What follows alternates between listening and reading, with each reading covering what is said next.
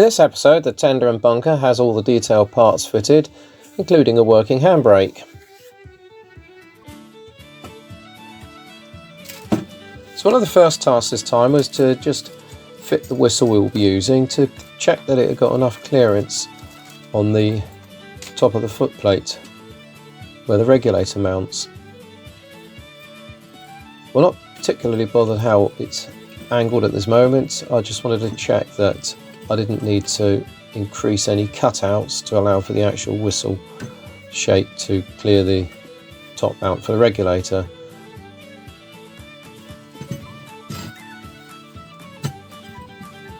The regulator mounting block is now positioned in place just to test and see what it would look like with the regulator in the slot.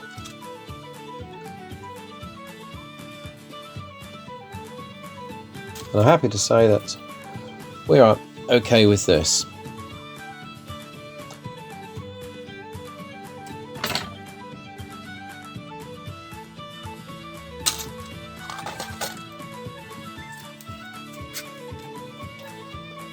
One of the first parts we'll be assembling will be the swivel seat kit. This has a pivot pin that is silver soldered onto the bottom of the base and goes into a pivot mount that bolts onto the side of the tender.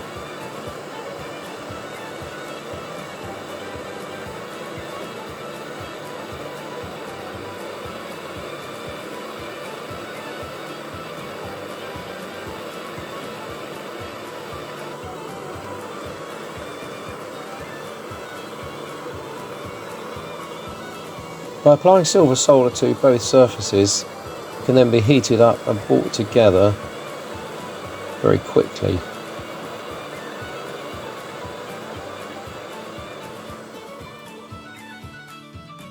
Once that's been cleaned up, we can then put it to one side.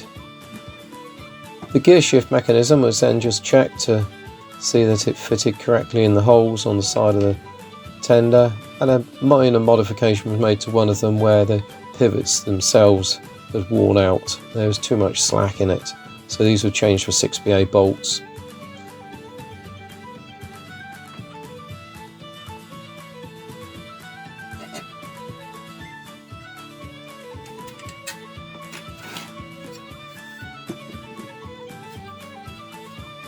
So having assembled the seat base, the next thing to do is to fit the mounting bracket onto the side of the bunker. This will allow for the seat to swivel around past where the canopy is going to go. As you can see, this swings round and locks in place with two little tabs on the base.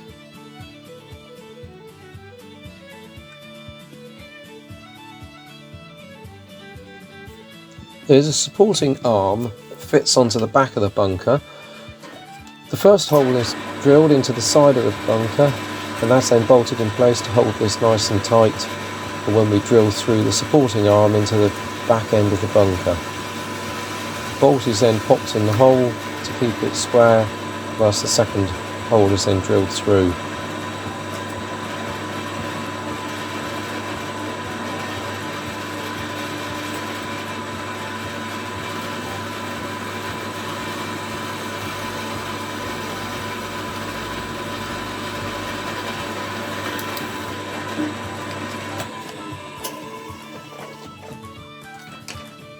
And having completed that task, then a quick test to prove that it will swing round free.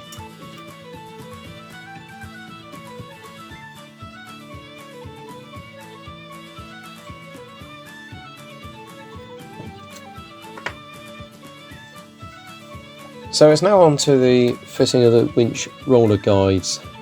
Because we've got a bolt in the side right where we need to, we've taken that bolt out, countersunk, and we will be fitting a countersunk screw through into the framework.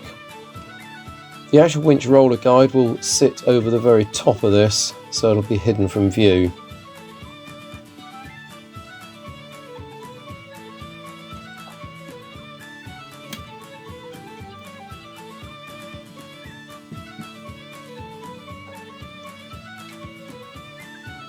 The positioning of this is fairly critical in that it needs to be in a centre line with the axle itself.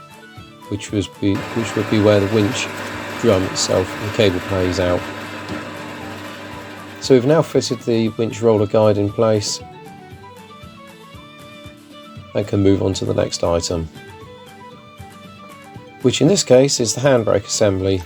If you remember, we produced the patterns and parts for this a little while ago, cleaned them all up, and this is actually the first time we've built one of these, so it's just a little bit of experimentation as to how we're going to go on it. My original thought had been just to produce a dummy handbrake, but then I thought, why can't I make it work? Well, it's going to need a modification.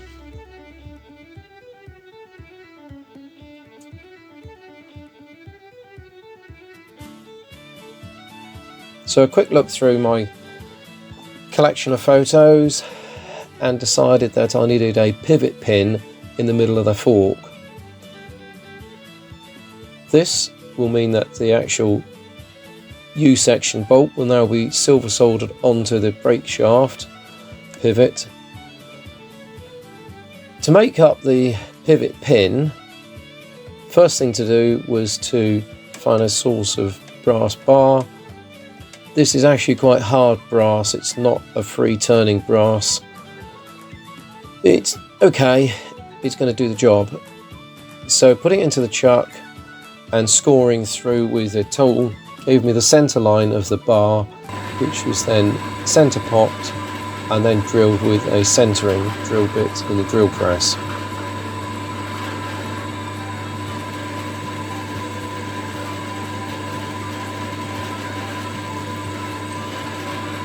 This was now drilled through for a tapping size for M3.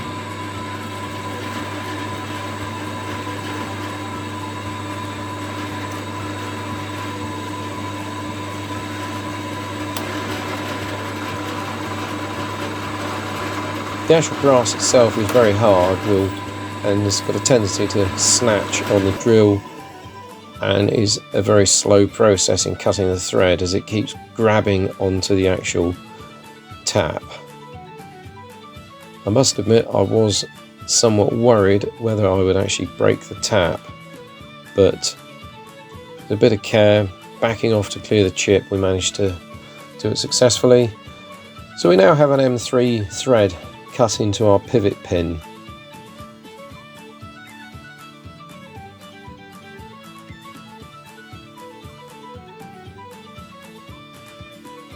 The pivot pin is now put into the lathe and the end turned down so that we have a 2mm pin either side of our centre pivot.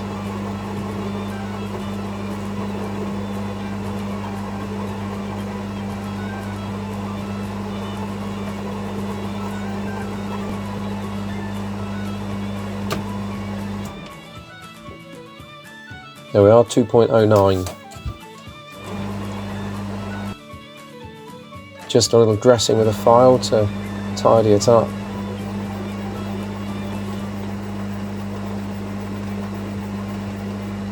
Polish the end and deburr it. And there we have our pivot pin with an M3 thread.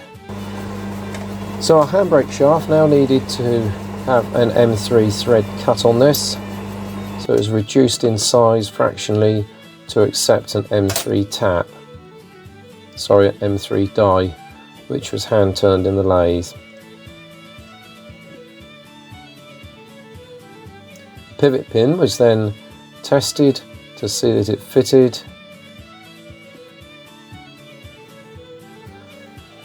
Our Y fork, which we were going to use, and now needs to be modified so that we can open it up to accept our pivot pin. To do this, it is heated red hot, allowed to cool, and put in the vise. It was splayed open to clear the top of this piece of metal.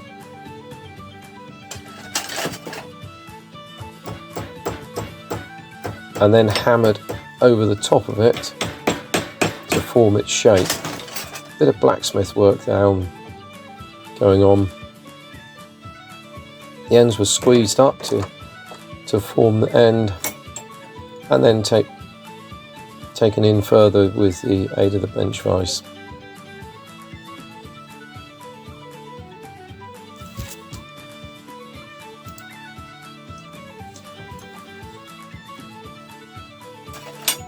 And that is our fork now, along with the pivot pin.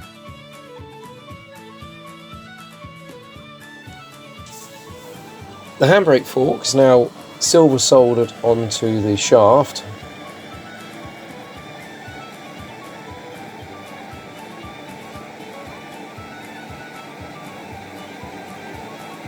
With a bit of silver solder on each end just to effectively prepare the surface.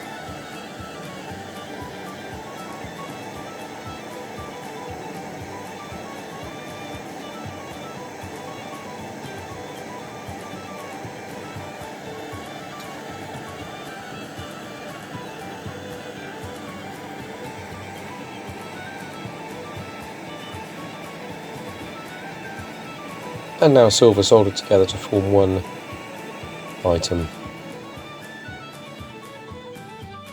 Allowed to cool, run through the citric acid to clean it, and the pivot pin is now squeezed and fitted in place.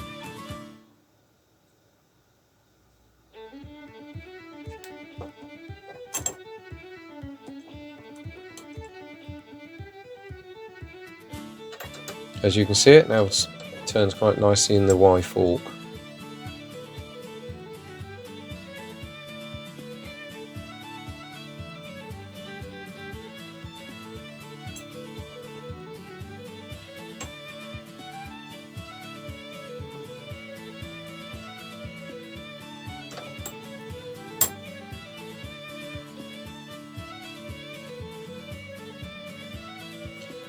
So to check the methodology, the pivot mount base was held in place on the side of the tender, and the arm, which was altered again so that it was at 90 degrees and not at 45 degrees. As you can see, we've modified the arm itself to give a better angle of approach. The brake shoe pad was then made up.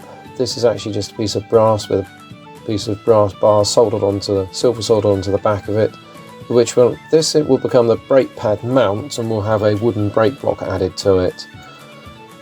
The brake shaft with its M3 thread, as you can see, now rotates nicely through there. We've bolted that onto the base mount has been bolted onto the side of the tender so we can get the setup. And the block that goes into the handbrake support at the top has now been drilled through at 2.5 mm.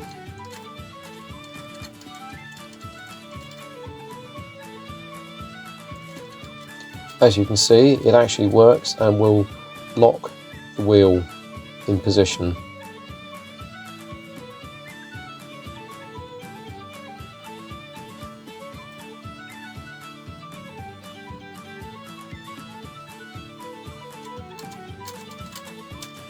So there we have it, a bit of an Uskin first. We've never produced a working handbrake before. This is a prototype in action.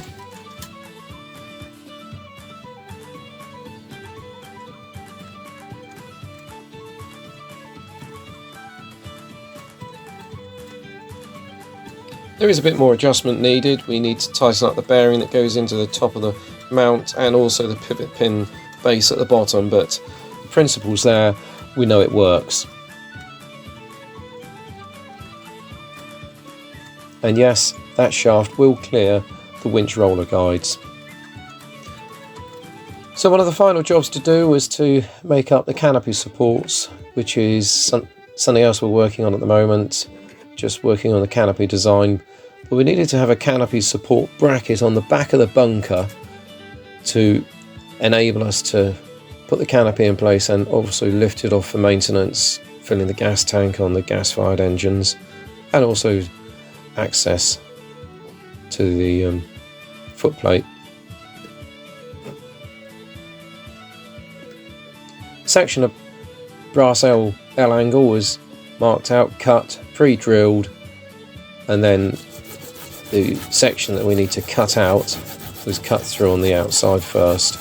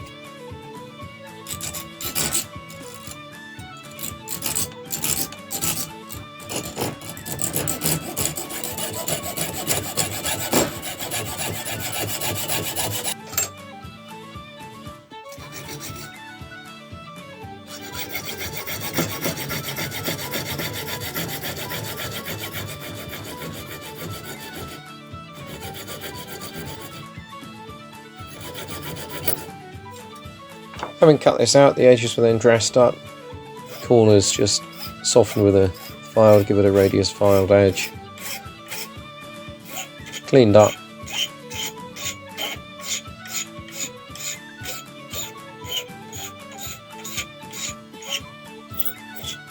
and these are then marked out with engineer's blue so that we could then mark the positioning on both of them for the actual canopy support pins to go through.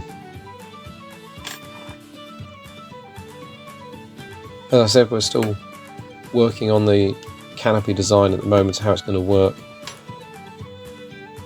but the principle's there in that the canopy itself will drop into these support brackets.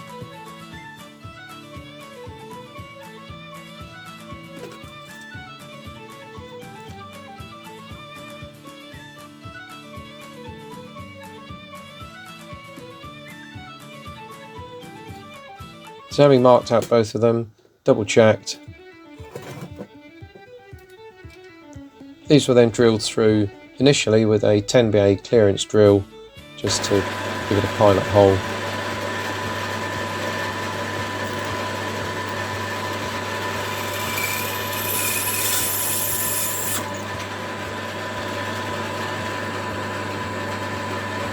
And then drilled through with a 6BA clearance drill.